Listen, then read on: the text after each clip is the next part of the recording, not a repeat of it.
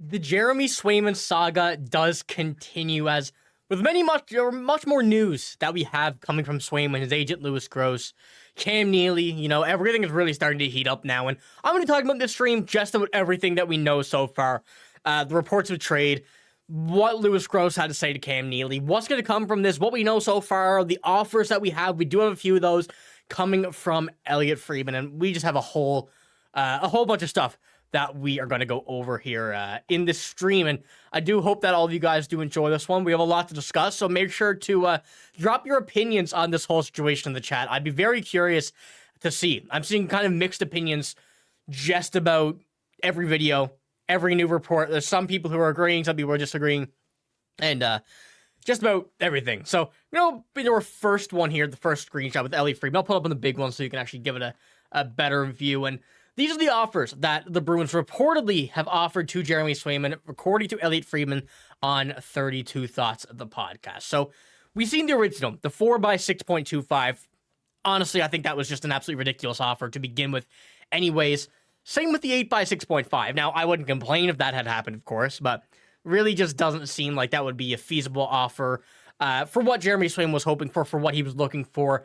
And kind of what we've known that he wanted to do. 8.75 better, or sorry, 8 by 7.5 better. Still not to Jeremy Swayman's range, but that's really kind of the baseline of where I would start my offer. I'd probably go 8 by 7 million to start my offer for Jeremy Swayman on the negotiation side of things. But 8 by 8 is where we are at now, and the $64 million quote, and the 64 million reasons why Cam Neely would sign a contract with the Boston Bruins. I will play that video here in a moment. For those who probably missed out on this, I'm sure a lot of you guys have already seen it now, but these are the offers that we've seen from the Boston Bruins for Jeremy Swayman.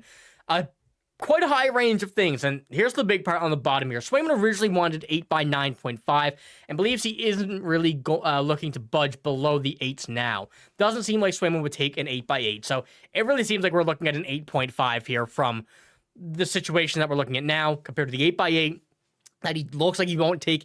The 9.5, that's just completely unreasonable. 9 still a bit too high, but the 8 by 8.5 seems right. And I know that's what Mike Sullivan is looking for on Twitter, and I really do think that is the right amount that we're looking at now. And hopefully something will just kind of turn around soon.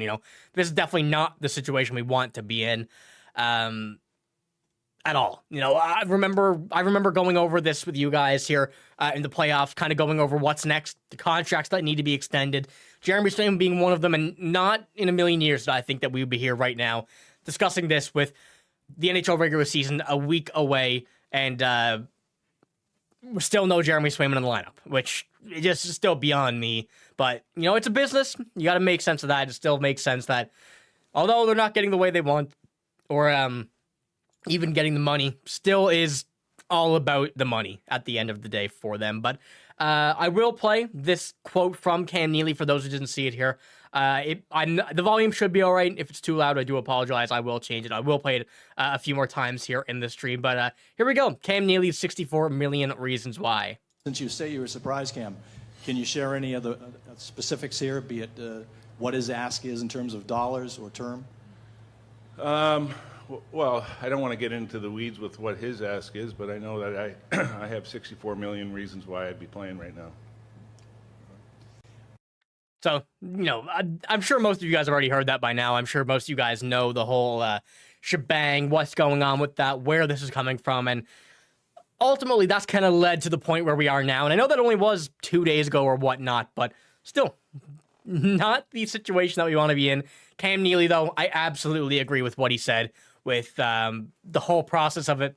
You can't be greedy, and I agree with you, Alan, there as well. He's being very greedy, but, I guess that kind of goes back from his arbitration last year. Maybe we think if he actually got a contract there, maybe even it was just a bridge deal, it wouldn't have happened, knowing what the Bruins offered him then compared to what they got with them and what's going on now, and it really does suck. Yeah, it's a good way of putting it, and the best way to put it right now. But let's look at the chat. When I mentioned the trade is implied as a good trade, or patient between this year and next. Get the haul. That's the trade is one thing that we're going to discuss here as well. That's something that I do want to touch on because I mentioned in last video, I think it was, that a lot of trade rumors are heating up, and I don't know about the partners and whatnot, and if it will actually happen or anything like that. But it still does seem that it is heating up once again.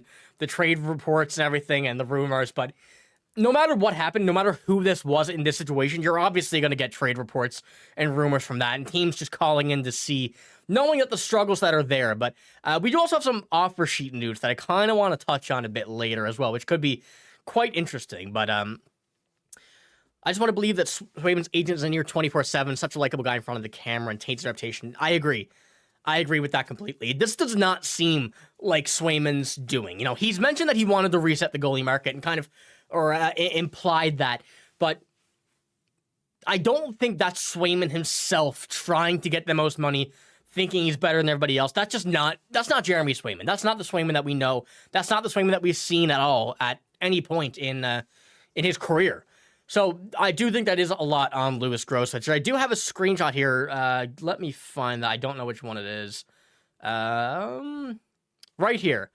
This one here is about the William Nylander negotiations, and this is what Lewis Gross had to say on that. He says, if you see what other players are earning and you feel you're of equal ability, if maybe better ability, when it's your time to do your contract, you want to be able to be treated within the realm of what other players in the market are receiving. Gross explained, and if the team doesn't want to give you that, and if you really believe what the number is fair, then all you really can do is withhold your services. So same situation, it seems like here. The absolutely same situation. It almost seems like you could have applied this quote from Lewis Gross to this situation with Jeremy Swayman. And Lewis Gross is known to get the best for his players as well, which, as you would as an agent, that is what you're going to do. But still, he's not a great guy that you want to negotiate with. And it's not a fun term to go at with Lewis Gross. The term, cost, a player of that kind of level, higher talented players, some elite, bordering elite players, those are tough ones that you know that a contract is not going to be fun with. Yeah, FMJ Jeeping, that's the one I was pulled up then. That whole quote there is the exact same thing. It's really the, spit image of what we're seeing now with Jeremy Swayman.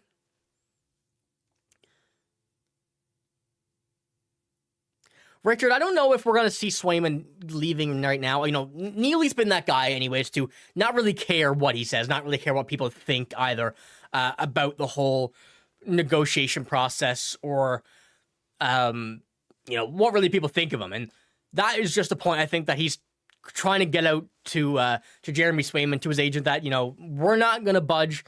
We have players that we're adding. We're going to have players that will be able to replace you for the time being, but we're not going to worry too much. And I think that's what the Bruins kind of thought process is right now. It don't seem like they're overly too concerned, as much as fans are, as much as critics are, as much as reporters and analysts are. The Bruins seem to be trusting Jonas Korpisalo, Brandon Bussey for the most part, to be able to hold this down until something is done, something either being that trade or a signing. So, hopefully the Bruins are a bit concerned, more so than what it seems like. But to me, it kind of just seems like a slip up in the business professionalism from Cam Neely. He'd be worth the money he's seeking if he were to start 55, 60 games in the season. He hasn't done that yet.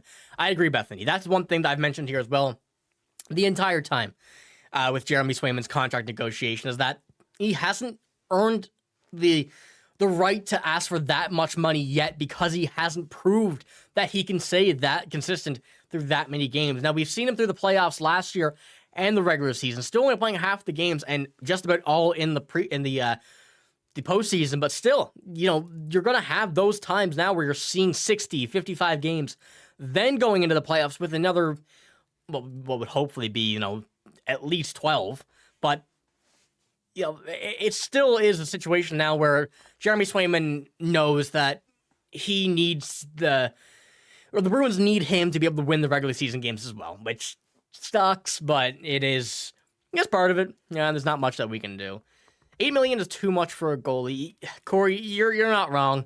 The elite of the elite goalies are making right now up 8.5 and above, and the rest kind of are around that 7 below era, or margin. So we're not too far into a unspeakable category at 8.5. I think Swayman could be earning that, or could be worth that. But right now, it's still quite a bit high. Big dog games, I hope that he is staying long term. And that's what overall I think will happen. I think we're still going to see him for 8 years. I don't think he's going to get traded. I will be confident in saying that right now. I don't think we're going to see a trade. I've been wrong in the past, but the way that things are playing out right now, it definitely doesn't look good. But we have to remember that he is an RFA. He can't go anywhere. The fate of his, upcoming season is in the Bruins' hands. He can request a trade. They can try and trade him. If he gets offer sheeted, the Bruins can either accept that, I should say let him go on that offer sheet, take the picks, or just match the offer sheet, which would either way, I think, be feasible. No other team, I think, is going to be willing to give him probably $9+ million, but other teams are capable of doing that. Then, we could go from there. But right now, I still don't think we're going to see a trade at all for them. But yes, the Bruins did screw themselves by trading Ullmark before signing Swayman, but it does make sense that the Bruins wanted to trade him before July 1st, before his no trade clause got kicked in, or not kicked in, opened up another 2 teams that he couldn't be traded to, just in case he changed the teams that he requested to not be traded to. So that's why they did that, but still, I think that there were many more teams that could have been looking for Ullmark's services, and that would have worked out. Having him not on this team now definitely does screw us over a bit, but it's part of the business. Yeah, Uncle H, that was the reason. It was for the no move clause, no trade clause. He didn't want to change that before, or the Bruins wanted to trade him before he could change that, so they had more of an availability to do it. And yeah, a trade doesn't mean right now. That's what I'm saying as well. It could be, and I would say if he were to be traded, obviously it would be any time before December 1st, where a team maybe has a goalie go injured, someone whose goalie is not performing great, but they're a great team, i.e. Colorado or Edmonton, someone like that. But still, they had to pay him to be able to do that, and they're going to have to offer sheet him, or like we said, the trade. Which either way, I think the Bruins would get a win out of it, no matter what, whether the trade happens or whether they do sign him. I think there's really no loss in the situation. I think the only loss is if we do pay Swayman above $9 million. Yeah, Swayman right now is not worth more than 6.5. I agree with you, Sean. He's not worth more than 6.5 because of the fact that he has not played that 50+ game season yet in a consistent,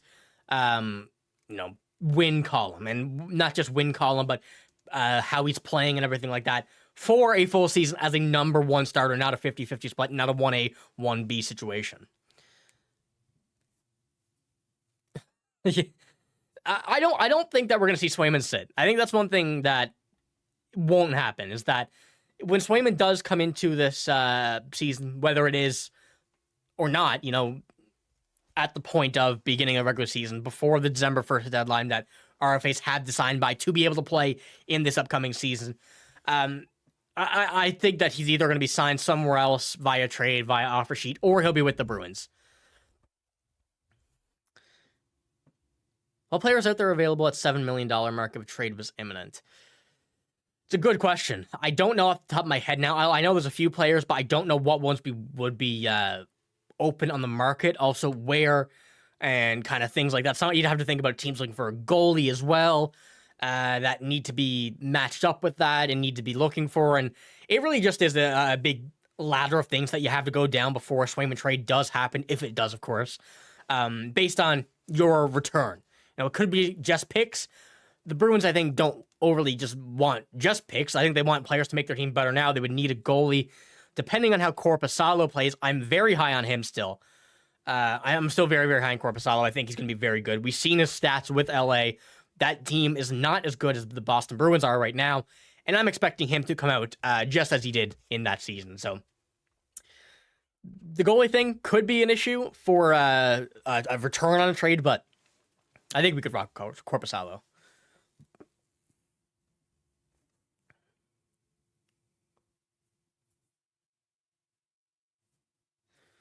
Well, yeah, no GM I think would go out of their way right now to get Swayman at this very moment. I think a trade wouldn't happen just yet because of the whole contract situation. The way that would play out would be the same with any other team, really. You know, every other team is going to have still some issues that they don't want to pay Swayman $9 million. Some teams can't pay him $9 million, that if they trade to him. It really is just too much of a worry for GMs to go out there now knowing that this whole situation could play out with any team. This is not just a Bruins matter. It unfortunately is the Bruins because, well, Swayman was a Bruin, and everybody loves to hate on the Bruins, but it is something that GMs kind of want to steer away from for the time being. Now, it does come into late October, late this month, early November, late November, maybe even. Maybe then we see teams making a push for him and be really just kind of willing to splurge, depending on the record. Because that idea, then you have of what the season's going to look like and what the outcome could be at that point.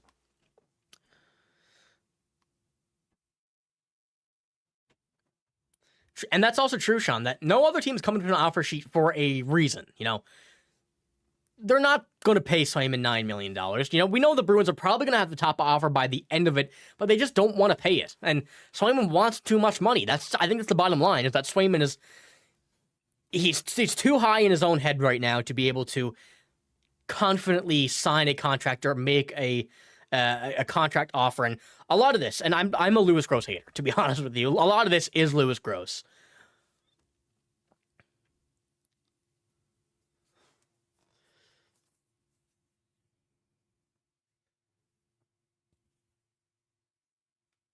I know, edited. That's all I'm seeing is people, mainly Leafs and Habs, being I don't know, just making fun of the Bruins because of this. But the Maple Leafs went through this with Nylander, you know, Austin Matthews as well. They kind of went with that. They figured all that stuff out, but still, this can happen to any team at any point, depending on the agent, and Lewis Gross is most certainly one of them. So, dude, okay, so there's one here, there's someone in the chat that I think he's going to request a trade. I want to know, how many people think he is going to request a trade? I'm very curious of that, because as I mentioned here before, some people came in too, while making videos and going through the comments and everything afterwards, a lot of people saying that he should be traded. They don't want him to see traded, but I'm curious to see how many people actually think he won't, he'll request a trade, and how many people think that he will be traded, even if he does request one. Because even if he does request one, doesn't necessarily mean he will be traded.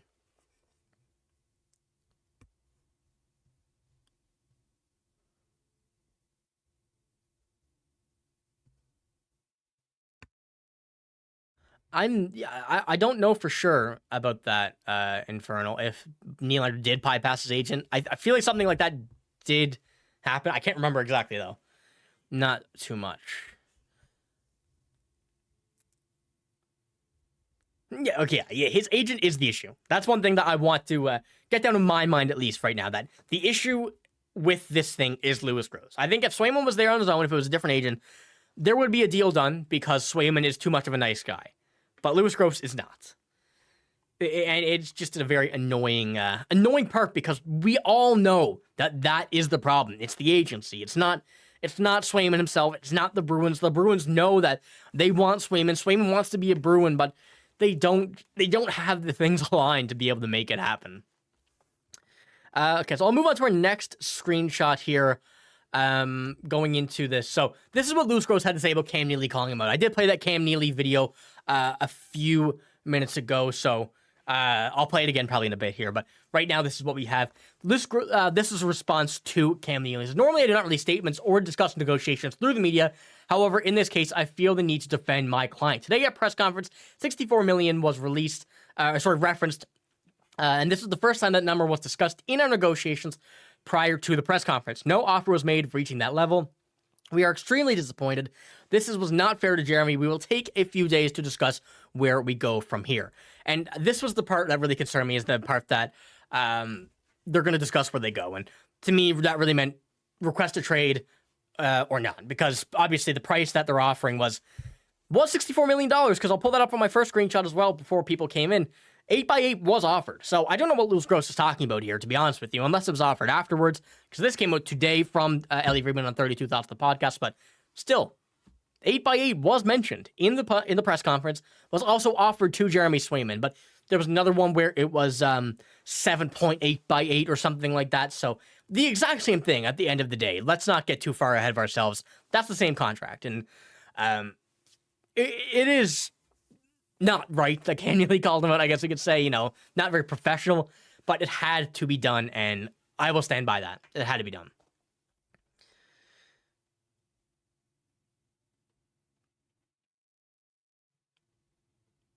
And as well, I do have that screenshot here that someone mentioned. I don't know which one it is, but don't know. Okay, I'll pull this one up here, though, that I mentioned earlier. Jeremy Swayman cannot walk from the Bruins. He is a restricted, he's a restricted, not an unrestricted free agent. He can try to leave via offer sheet or demanding a trade, but the Bruins have the final say. So once again, as I mentioned, that's kind of the way that we're going to play this out, that the Bruins really have full control under Jeremy Swayman, whether or not trade, offer sheet, sitting out the season, retiring from hockey. I don't know what it could be, but either way, it seems like that the Bruins are kind of sitting at their price and not going to budge from that. And I don't know if it's on this one. Oh, sorry. Here we go. This is what Cam Neely said about Jeremy Swayman, and this is what he asked him. He asked him if he wanted to be a Boston Bruin. This is what he said. I strongly believe that Jeremy wants to play here. I've asked him flat out, do you want to play here? And he does. I believe that we'll get a deal done. So this is the same time that Cam Neely said $64 million. This was just moments before that happened, actually. So once again, we are seeing an angry Cam Neely is a good way of putting it. Kind of just frustrated, and everybody's frustrated at this point, from the top to the bottom about this, and all of us here as well in this chat. But it is it's definitely a contract negotiation, for sure. But the fact that we're seeing that Swayman does want to play here, he's still saying this. Now, this was before the $64 million comment, but still, he says he wants to be here. So I don't know.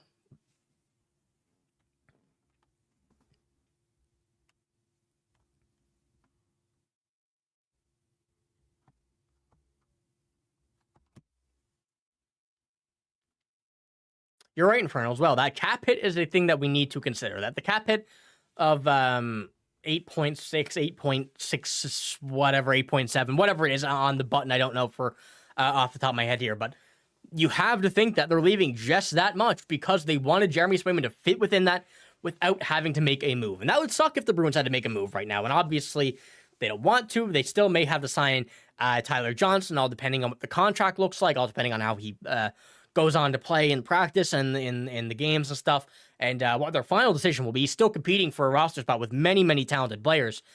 But 8.6 is what we have, and I don't think the Bruins want to make a move to be able to make room for Jeremy Swayman, so it does make sense why that's happening. May he want a shorter term so he can cash in a few years? That has also been in discussion as well. It's been I believe 5 or 6 years, and then 8 years. And I think that what Swayman wants is an 8-year deal, knowing that he can get a high cap hit off that high price point. But it's also the fact that we don't have to go through this process again, because we know that Swayman don't want to be in this situation right now. We know that he's not the guy that kind of wants to be in the spotlight for any negativity like this. He wants to be in the spotlight for playing good. He's mentioned that he likes playing the games where all eyes are on him, but this is not the type of all eyes that you want to see right now, especially being the negotiations of a contract. So maybe we do see some sort of short-term deal. Maybe I'd say minimum what it would be 4 to 5. But I don't think we see another 1 or 2, maybe even 3-year deal from Swayman and the Bruins at least.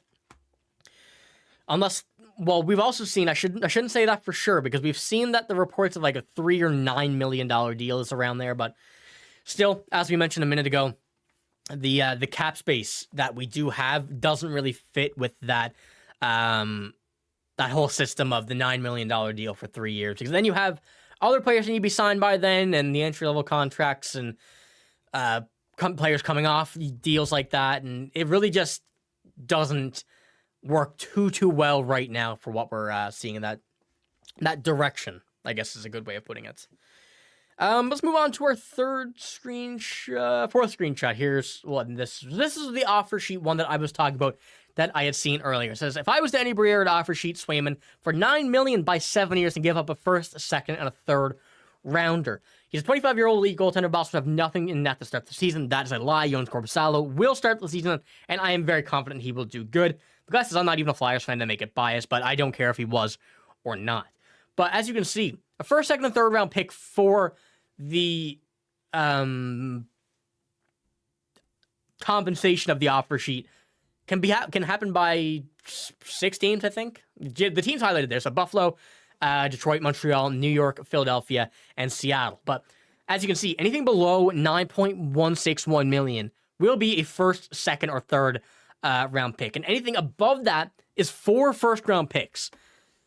So there's a situation there now where those 6 teams, although we know we won't see Buffalo, we won't see Montreal, we probably won't see Detroit. I mean, they have some solid young goaltending coming up in a few years, but those teams really won't be doing it. So the Bruins maybe have a 9.1 limit, because if we do see this, the first, second, and third round picks is probably not worth Jeremy Swayman. And obviously, that would be nice to get those, but for giving up Jeremy Swayman for nothing at the end of the day, not even a player, picks, which right now for the Boston Bruins are not that important, it is not a situation where I think the Bruins would do that. I think the only way they would let him walk, I should say, from an offer sheet is above that $9.1 million mark when they get 4 first-round picks, because that is very tough to give up unless you have a generational unless you have a generational talent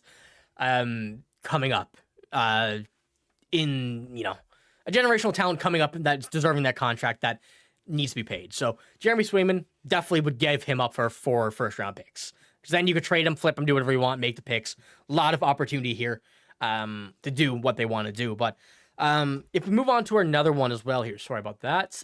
This is another happened today. The Bruins have claimed goaltender Jiri Patera off waivers from the Canucks. And this was a bit of an interesting one. A lot of people had some mixed opinions on this, and it's kind of the same with Casimir Kaskisuo, I believe. I cannot pronounce his name, even though I know how to. But still another interesting one when he came off his PTO, now in the minors on a PTO or an amateur tryout, I believe. Could be wrong with that, but Jiri Patera will have to go through waivers again if they want to send him down to the AHL. So I think the Bruins claimed him knowing that Bussy may not be able to be a backup just yet. I'm saying that he will be able to. I'm very confident in his abilities, but I think Brandon Bussy still needs that bit of time to be able to become that NHL caliber goalie. So Jiri Patera, they brought in as a backup, I would assume, is what that role is going to be. So this is pretty important because that's just another goalie in the system. So Jiri Patera would have to go through waivers if he were sent down, and doing that, the Canucks would probably just claim him once again. So that might be off the table, might be out of the books for that. So we do have now 4 goalies in Mikey DiPietro, Jiri Patera, Jonas Korpisalo, Brandon Bussy, and Casimir Kaskisuo, depending on what they do with him, that will have the opportunity to start the season in a role they probably didn't think they would be able to with Swayman. And right now, all points all signs are pointing to this being the setup for the next couple weeks at least, I would say. So what do you guys think about the moves that they're making on the goaltending right now? I want to see what you guys say in the chat about this.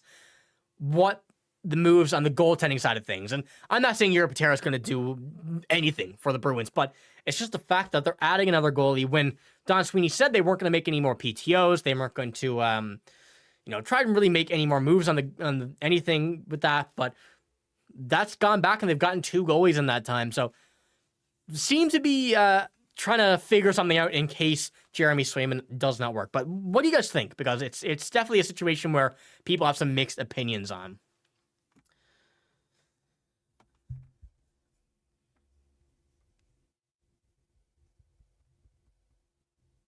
Okay, so Korpisalo as well. That's the one. That's the big thing. I think he's going to be off to a hot start. Knocking on wood.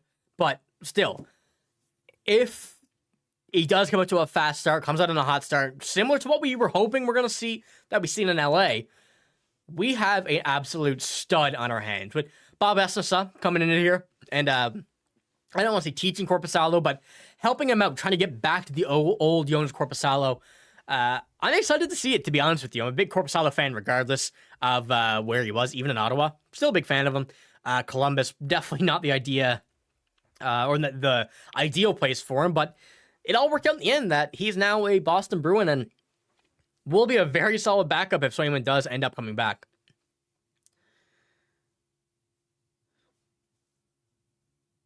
One thing to think of is how the goaltending situation changes if Sway holds out and signs on December 1st. Could Korpisalo snag a number 1 spot? That's a very interesting one because if we do see Jonas Korpisalo come out with some absolutely insane numbers, a 950 save percentage, 150 goals against, let's just say. Now, obviously, that's not going to happen, but if he does, you find yourself in a bit of a predicament then. Do the Bruins go out and attempt to make a trade for Jeremy Swayman, get him out of here? Or do they end up trying to keep Jonas Korpisalo? Because Korpisalo, I believe, is 30 years old. I mean, I'm going to search that up to be sure because I don't recall, but I think he's 30 years old. Yeah. So the age could definitely be a bit of concern there. It depends on if the Bruins are really looking for the future of goaltending or whether they're kind of going for that cup still. Which, well, obviously they are. That's the whole goal of the few seasons. But whether they want to rock with a guy like Jonas Korpisalo, who has had a bit more proven seasons coming out of this, or whether or not they want to go back to the old goaltending things. There's many options, but it's very interesting to think that we may see Jeremy Swayman as a backup again, or maybe even a 50-50 split, depending on what the contract would be, because you can't pay those goalies too much money combined. And that was the issue with, another part of the issue with Linus Ullmark is that they were going to be making quite a bit of money as a tandem. And that's one thing that you really can't afford to do in today's NHL.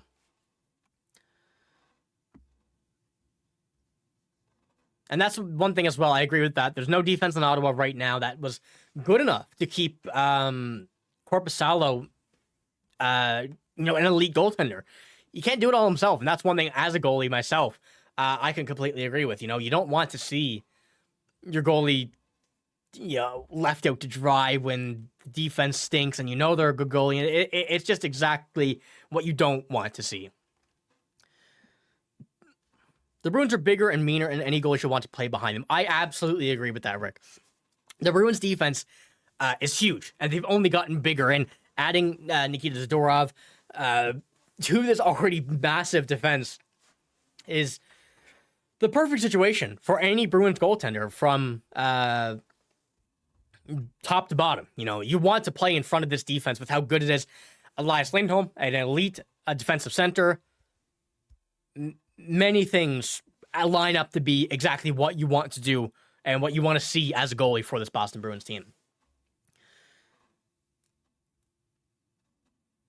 Interested to see what Bussy can do in the NHL. He should get a lot of opportunities if Sway holds out, which, yeah, he will. And I gotta say, Bussy hasn't been too great this preseason, but still lots of time for him to get back into a groove. Still preseason. People coming off, some summer break. I know you don't get summer break as an NHL, really you do, but you're still working. You're not sitting on the couch the whole summer. But you still gotta get the summer rust off and get out. And I think Bussy will adapt to his game in the NHL very well, especially with Bob Essensa. I am infernal. No, I should say I am. Still am.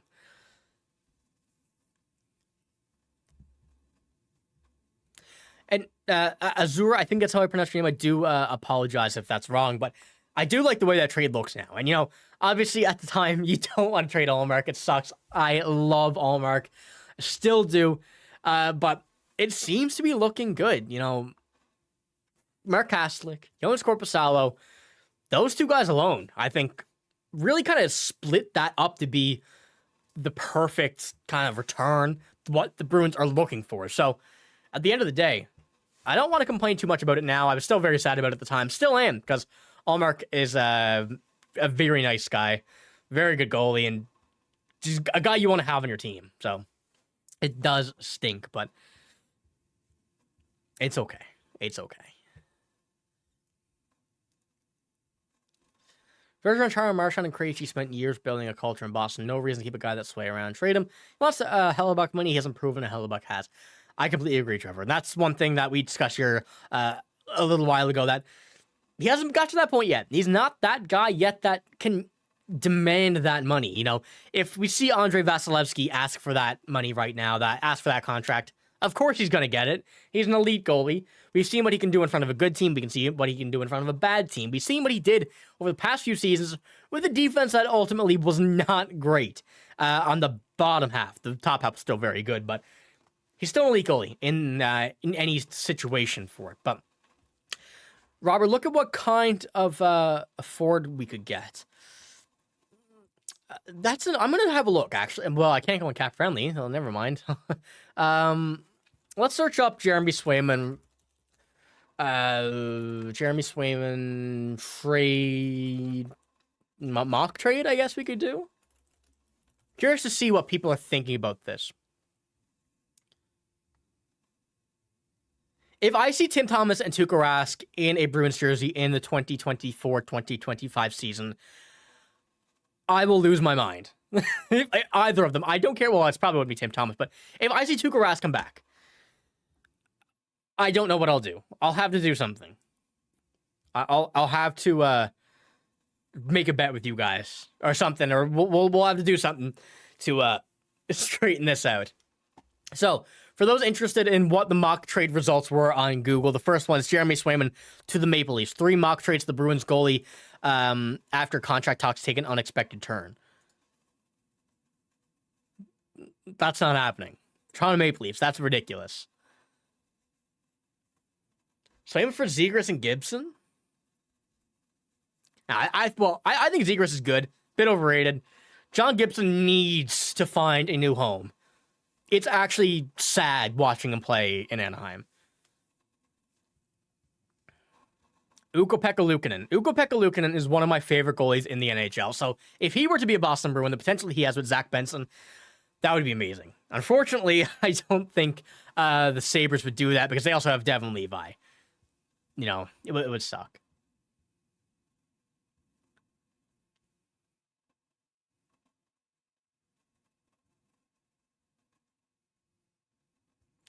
So teams that are on this trade: Colorado, Pittsburgh, and Toronto. The fact that Toronto's number 1 is ridiculous.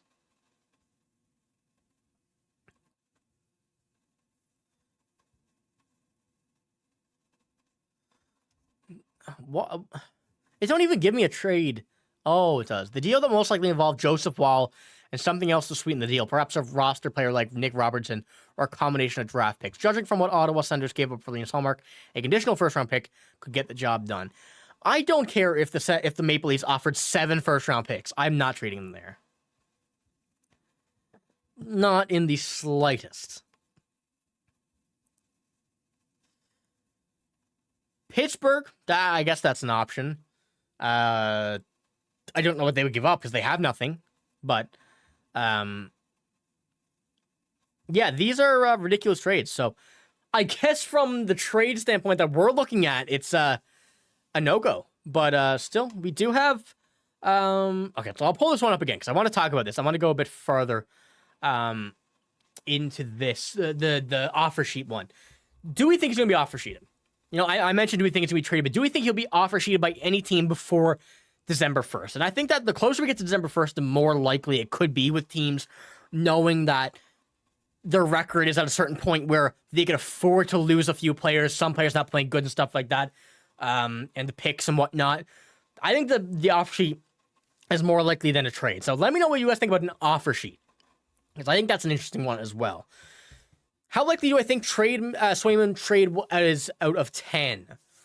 Ooh, out of 10, I would say that a Swayman trade, like a likely Swayman trade, is probably a 3 or 4 out of 10. I still don't think he's going to be traded now. That's right now. Now, ask me this question up in a month if this is still happening. I don't know, but right now I'm going to say I'll probably say a 3 rather than a 4. I think a 3.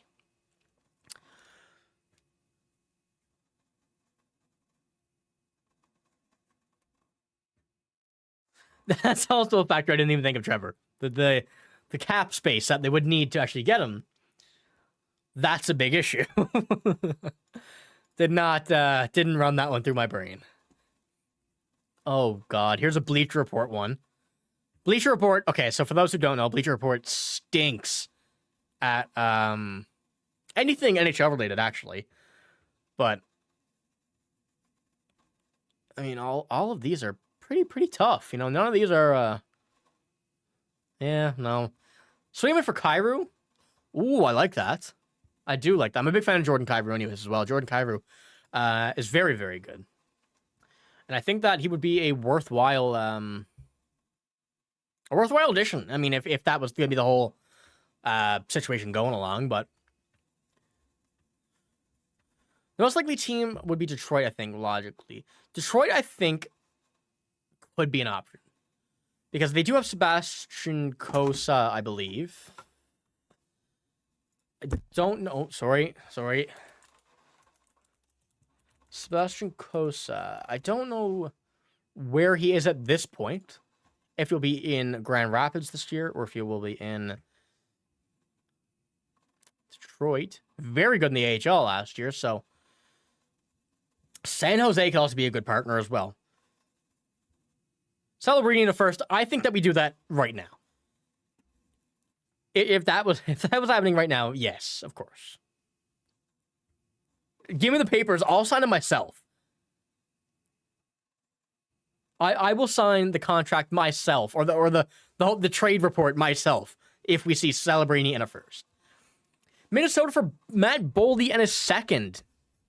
Minnesota, I don't think would do that because they have Jesper Wallstedt. Wallstedt is going to be their franchise goalie for a long time. And that's quite terrifying. Very, very big shades of Henrik Lundqvist. Early on when nothing was happening with Sway, I wanted to see a Freddie Nietzsche's type deal. Martin Nietzsche was one player that I really wanted the Bruins to go out and get. I see a lot of potential in him. He's not right now as elite as he will be, but he's still very, very good. And I think that with the Bruins system, he would be too good. Scary good, if you will.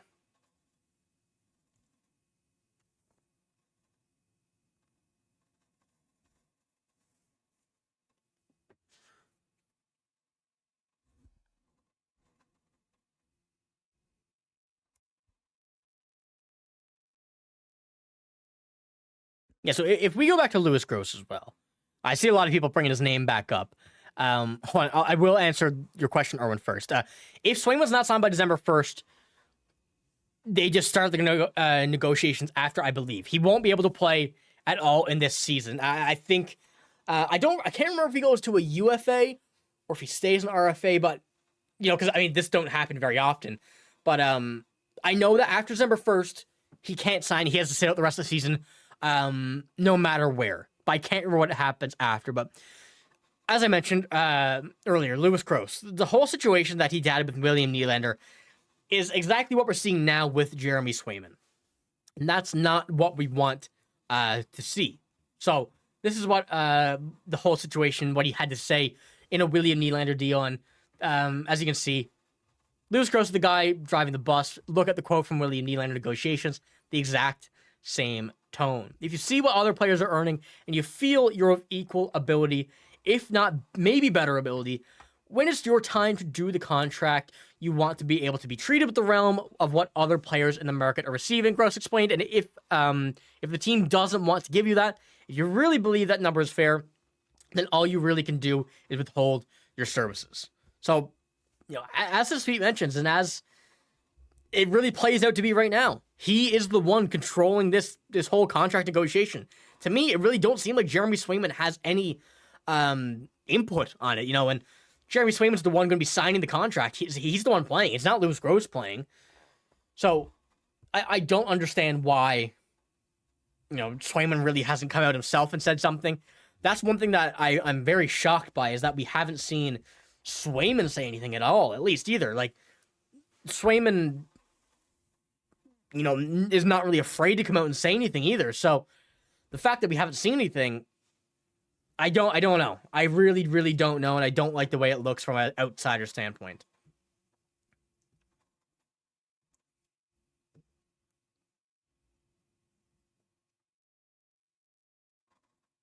Come on now, Leafs Digest. I know you guys are loving this. This is what we discussed earlier. All you Leafs fans and Habs fans, you're loving the situation that we're in now. But I can't wait to see one of the Leafs players, one of the Habs players in this situation, stressed out about everything, not knowing if they're gonna play, not knowing if anything is gonna happen. But trust me, when we get Jeremy Swayman back in this lineup, when we play the Leafs, it's gonna be a very good day for Bruins fans, and I cannot wait.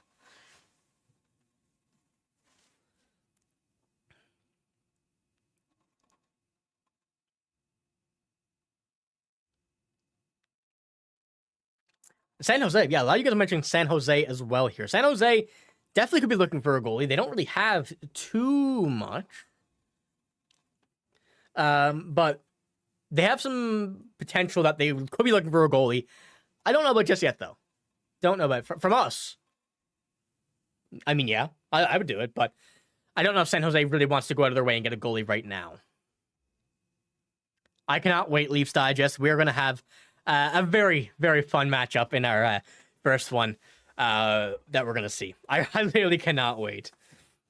Can't wait to see Korpisalo. Yes, you're right, Cameron. Cannot wait to see Korpisalo beat the Maple Leafs. That will be a very good time. And then we'll see. We'll check back on that one in 3 weeks and see what's going on there. Swayman's killing his own value, and if he sat out all year, and then could leave and sign with any other team, does he believe that a team will pay him $9 million after playing no hockey for a year? That's very true as well. That's one thing that, will definitely tank his value a lot. I think that even if he does, especially not play this year, his value will tank a lot. And I think that this is really his point, that he needs to get signed. He needs to make his money here. And if he don't, that money ain't going to come to him at all at any point. At least for the next 3-4 years, maybe, until he kind of gets back to that groove and proves that he is worth it.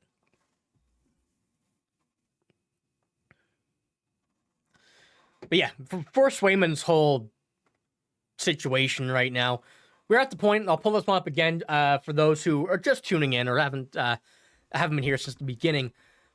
These are the offers that the Bruins have offered Swayman, reportedly from Elliot Friedman on 32 Thoughts, the podcast. A 4 by 6.25, an 8 by 6.5, an 8 by 7.5, and an 8 by 8.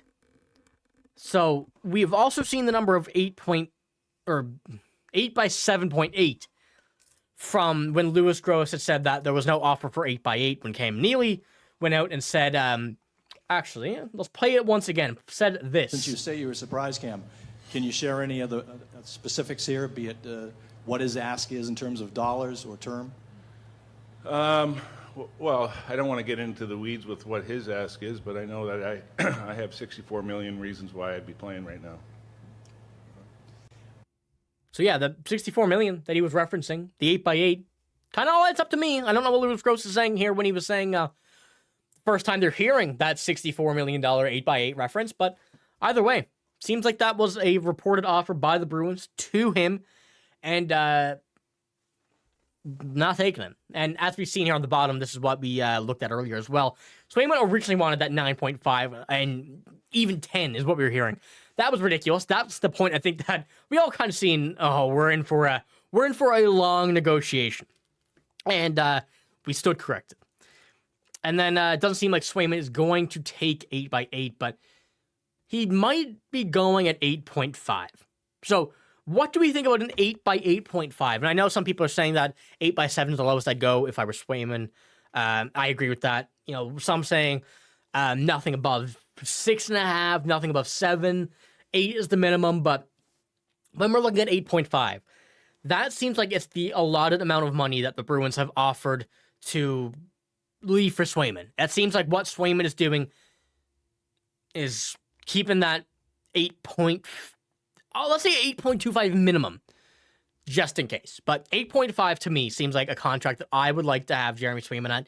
If I were Swayman, well, geez, if I was Swayman, I would take 1 by 2 million, but different situation. But 8 by 8.5 to me seems like the perfect number for both parties. So what do you guys think about that?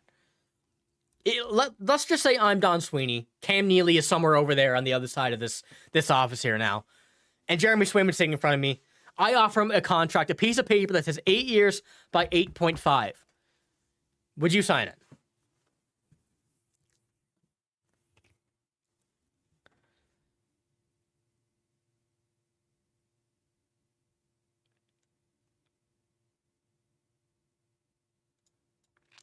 I do agree with you there, Infernal, as well. That I think Swayman needs to kind of take this contract by himself. Now, I don't want to say by himself because obviously your agent plays a lot into this and whatnot. Obviously, we don't want Louis Gross to play a big part of it, but I think that Swayman needs to have his own discussion with Don Sweeney, with the Bruins management, just to see what's out there, see what's available, see what they're going to move, how they're going to move.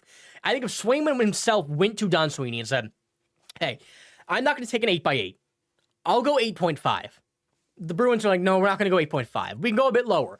I think those two parties, Swayman himself and the Bruins, will find a way to do it in the middle.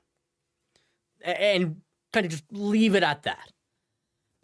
But, I don't know, Louis Gross just seems trying to do too much.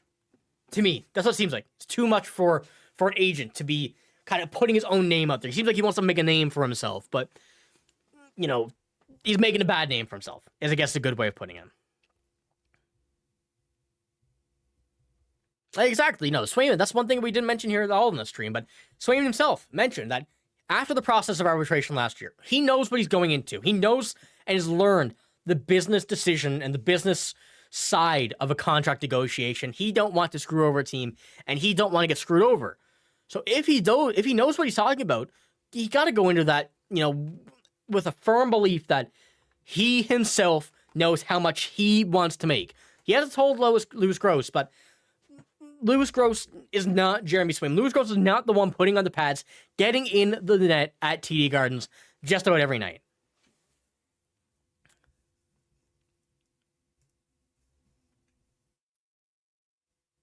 First round, yes, it is the same agent as Nylander.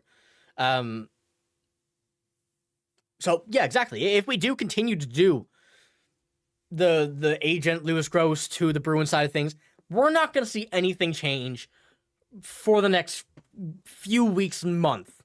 But I think if Swayman himself wanted to play bad enough, wanted to get something done, didn't really care about the price, still wanted to get paid, still wanted to. Can you share any other? Sorry about that. I'll go back a few seconds. So you'll catch what I'm saying. If we go back and get Swayman into this negotiation by himself, not by himself, I should say, but as the main contributor, something will get done. Something will get done as quick as possible.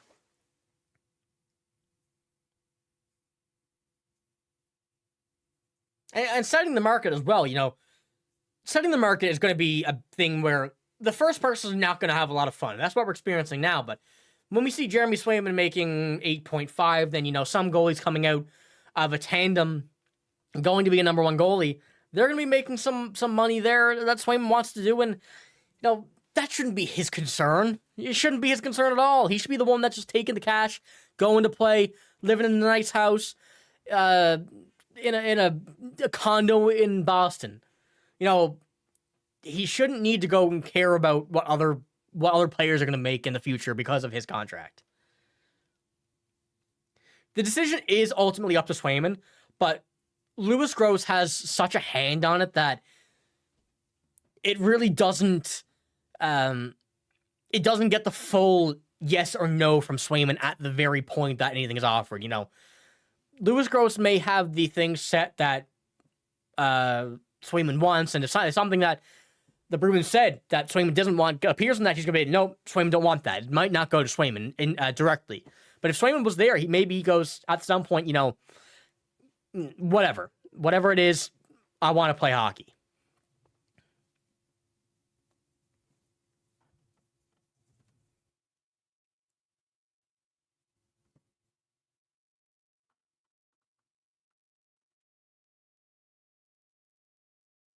Infernal, if you're signing up for being Jeremy Swayman's agent, I'm signing as well. I'm signing for you to go up, make that contract happen. If you're getting 1%, I want 0.001. Let's make it happen. We gotta make it happen, but ultimately, let's just go back to the title, of this stream and the video we're gonna see later. Coming out of this, the after the VOD, I guess we should say. Is a trade incoming? A lot of people are saying, a lot of people are hinting at, a lot of people are thinking that we might see something like that happen. Do I think it'll happen? No. Someone asked earlier in chat, what do I think the odds are? 1 out of 10 of it happening. I'm thinking a 3 right now, maybe a 4, but I think it could go up. But right now, I don't think we're gonna see a trade just yet.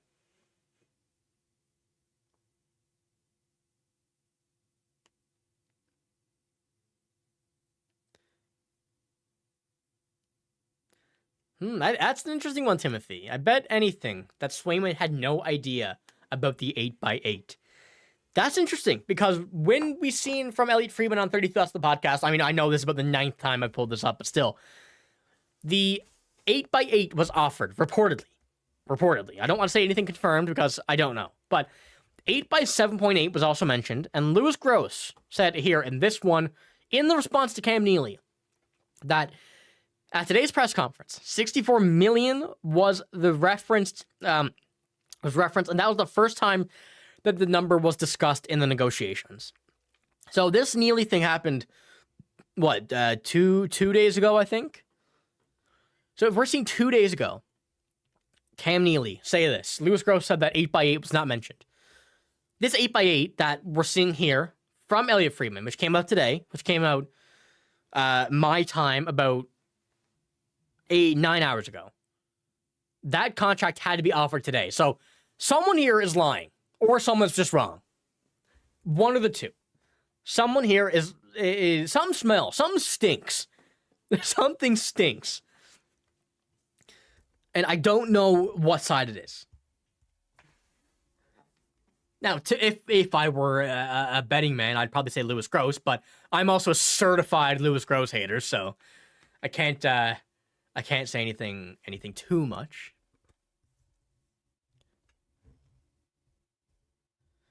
Wonder what repercussions, if any, for agents who don't tell their clients about an offer. It's happened before. And I don't think there's anything that will happen right away. I guess unless it's something else happens that really doesn't go Swayman's way, and then if he finds out that something did happen, he sits out the season that he wasn't told. Maybe then you see some lawsuit or something. But ultimately, I really don't think. I guess there probably has to be a clause or something that they go through to be able to avoid situations like that.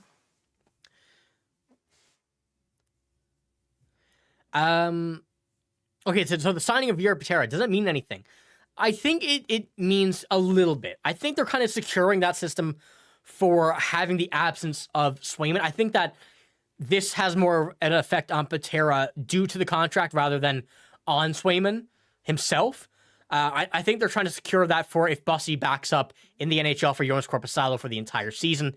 Then we see Mikey DiPietro and Yuri Patera in the AHL, or vice versa, whether we see Yuri Patera backing up in the NHL and Brandon Bussy back down in the AHL. But no, I don't think it has anything to do with Swayman, but I think it's a direct response to the case.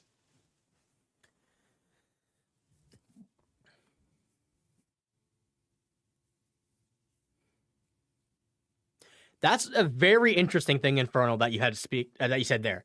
That maybe that the contract wasn't going to Swayman. So he did that, and you're on to something. You were on to something there. I like that. I like that idea. I didn't even think about that. Yeah. Okay, that's definitely an interesting one as well, that I didn't even think of that.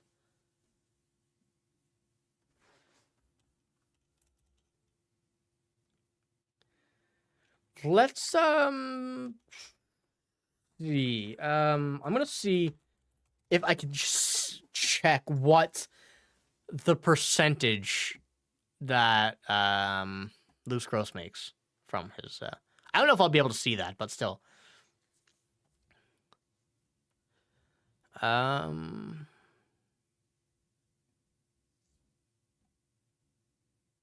yeah, no, I can't find anything like that. I don't. That's definitely gonna be under wraps. But either way, it's definitely gonna be quite a bit, I'd say, and I think that's why Lewis Gross also wants the most money because he wants to get paid as well. Man, Canucks Digest in here too, saying Bruins are frauds. The rest of the Digest company is hating on us. All these channels are hating on us. I'm telling you, when the Bruins play all of these teams, we're gonna have a good laugh here in this chat with all of the wins we're seeing. It's gonna be a good day. It's gonna be a good day when we see this Bruins W against the Vancouver Canucks. I appreciate all the likes, fellas, as well, ladies and gentlemen. Make sure to hit the like button if you do want to see some more streams. You know, I'm trying to get back into these. Did a few during the playoffs. A very busy summer was working then too, but back. Want to get back to these weekly. So make sure to hit the sub button, give it a like if you do want to see more of this, because I'm very excited to see where this contract progresses, how much changes, I guess, over the next coming weeks in this whole situation, scheme, if you want to call it, from some thoughts that we have in chat. Some maybe sneaky things that Lewis Gross is kind of stinking up in the contract world with Jeremy Swayman, but you never know. Bruins aren't beating the Raptors. I think many NHL teams could probably beat the Raptors right now. Not a big basketball head, but I mean, you know. Are you planning on any game lives? I am. That's one thing, Uncle H. I'm trying to. I'm going to try to incorporate. I'm going to do some more games, especially big games. You know, Leafs, Habs, Senators. Probably when we see Allmark play. Sucks. I'm probably not going to see Swayman and Allmark, but like those games, I want to stream some games. That I think it's going to be a very, very fun time. 10% of 64 million, so 6.4 million in reps. Yeah, like this to me stinks of Lewis Gross wanting more money because he's just greedy.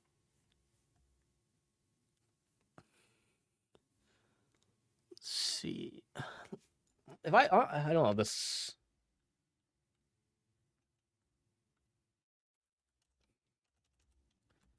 How much does Lewis Gross?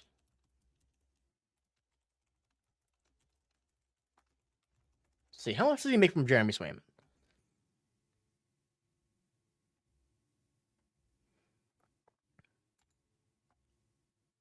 Will we see Lysell anytime soon? I don't think yet.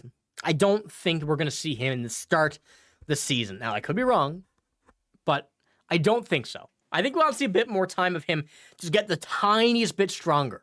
His first game was tough. It was very, very tough. But second game, much better. And I'm excited to see him. You know, I think he has a lot of potential that I don't want to see. I don't want to see him waste.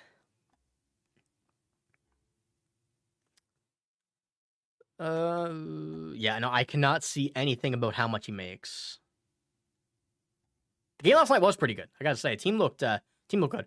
And for those interested in the stats, right below me, right here in the space bar, these are the stats from last night's game. They'll update after videos and streams.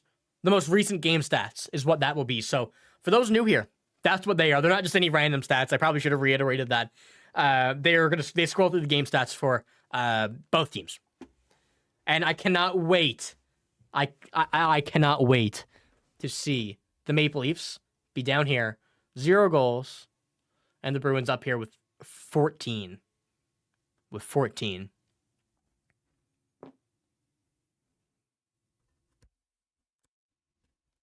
We'll be very honest with Korpisalo. The Bruins are a wild card team with Sway. They're a cup contender. You know, I see a lot of people saying this as well. I think Korpisalo is going to have a big bounce back year. I think his stats last season definitely don't show his true potential. If you go to his stats on HockeyDB, Elite Prospects, whatever you want to go to, if you go onto that and look and go to the year that he played with LA, that's what we're going to see. That's the Jonas Korpisalo that I'm very confident we will see here in this upcoming season. Just fully bounce back with Bob Essensa. Exactly, Tim. Exactly. We're going to see Korpisalo turn into an elite goalie. Probably the most saves above expected. Don't call it now. NHL agents allowed a maximum of 5% of their clients' NHL contracts. Okay, so if we were betting on this, we would say he's probably making 5% of Swayman's contract, I would say.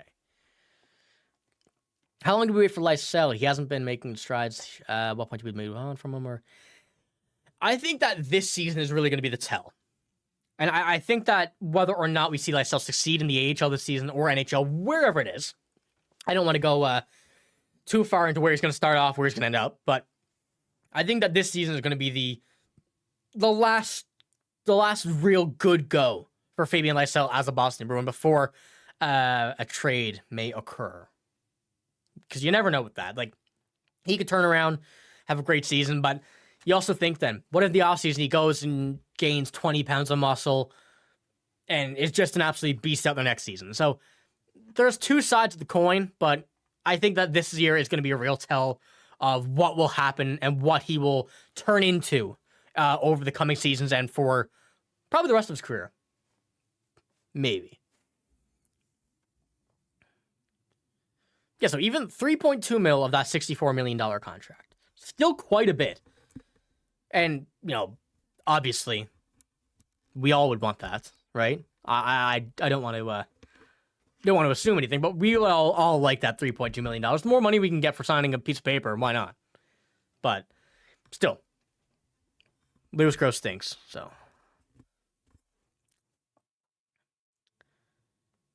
Yeah, I agree, Nick. Okay, I agree with you there. I don't know if I can see Korpisalo starting 50 games at a very high, consistent level. And I hope, as you said, I hope he proves us all wrong and hope he does very, very good. But the consistent level of an elite goaltender still is in question, and I do believe, I am a full believer that he can do that.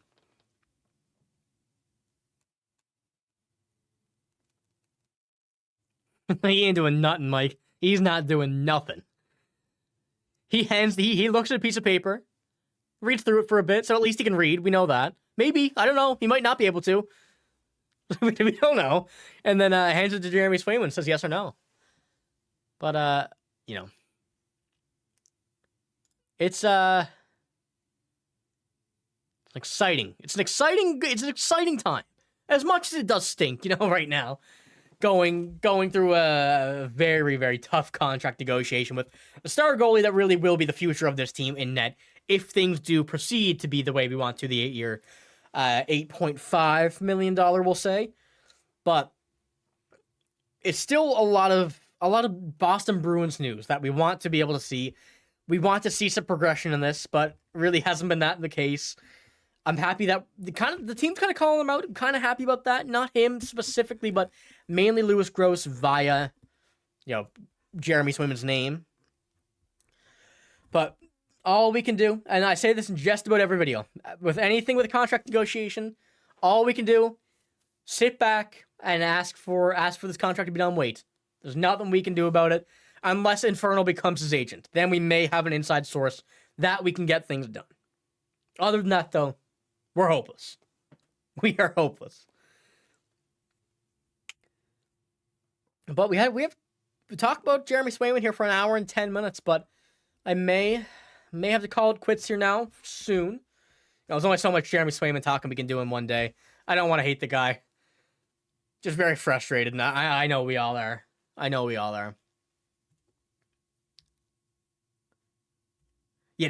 say this right before we finish off. Jeremy Swayman is not getting traded.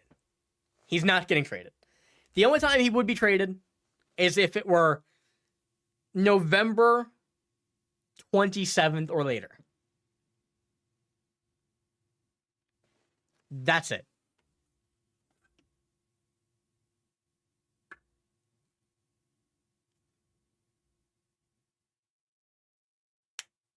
Brad Marchand, Mike, is that who you're talking about?